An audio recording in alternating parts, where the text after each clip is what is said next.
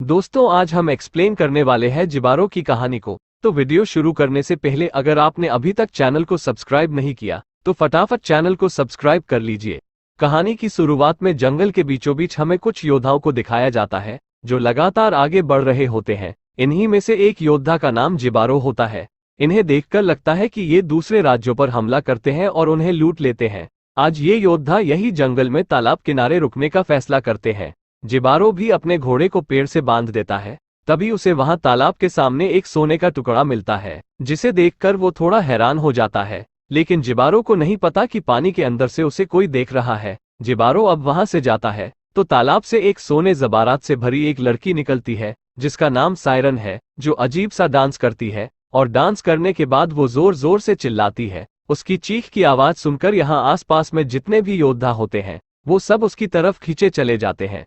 असल में सायरन की चीख में कुछ ऐसा जादू है कि सभी उसे पाने के लिए एक दूसरे को मारने काटने लग जाते हैं और सभी के सभी मारे जाते हैं। लेकिन जिबारो पर सायरन की आवाज का जादू नहीं चला, क्योंकि वो बहरा होता है। उसे सायरन की आवाज बिल्कुल भी सुनाई नहीं देता। वो अपनी साथियों की ऐसी हालत में देखकर वहां से घोड़े पर बैठकर भाग जाता है, जो थोड़ा आगे जाने पर एक पेड़ से टकराकर गिर जाता है और बेहोश हो जाता है। वही सायरन जिबारो पर अपनी आवाज का असर न होते देख उसके पीछे पागल हो जाती है।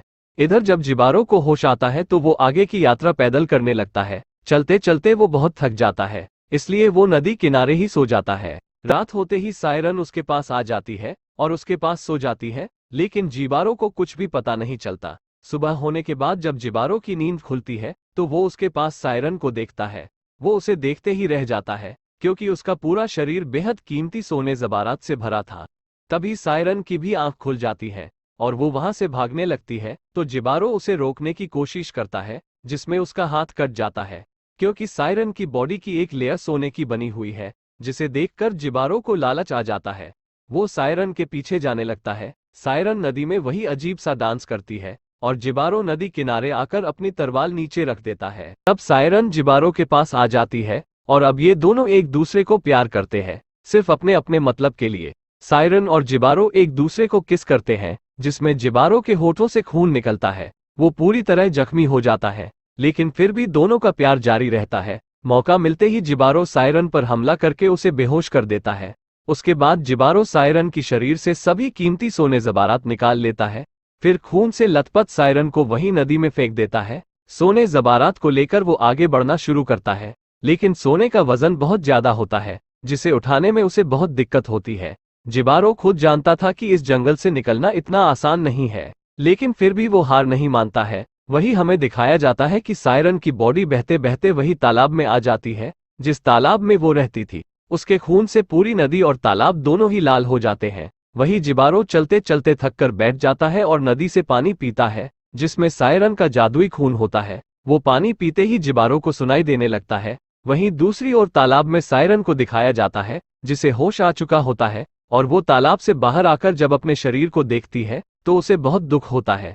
तभी वो जिबारो को नदी किनारे देख लेती है, तो वो दर्द से चिल्लाने लगती है। इस बार जिबारो को उसकी जादुई आवाज सुनाई देने लगती है और वो चाहकर भी अपने आप को नहीं रोक पाता है। सायरन जिबारो पर अपनी आवाज का असर होते देख और जोर से चिल्लाती है। जिबारो और तड़पता नाचता उसकी तरफ जाने लगता है और उसका भी वही हश्र होता है जो उसके साथियों का हुआ था। फिर पानी के नीचे हमें बहुत सारे कंकाल दिखाए जाते हैं। इससे हमें पता चलता है कि सायरन अब तक हजारों लोगों को मार चुकी है, लेकिन अब उसके पास भी कुछ नहीं बचा और यहीं पे ये कहानी समाप्त हो जाती है। तो दोस्तों आपको ये स्टोरी कैसी लगी कमेंट में जरूर बताना। अगर अच्छा लगे तो वीडियो को लाइक और चैनल सब्सक्राइब जरूर करना।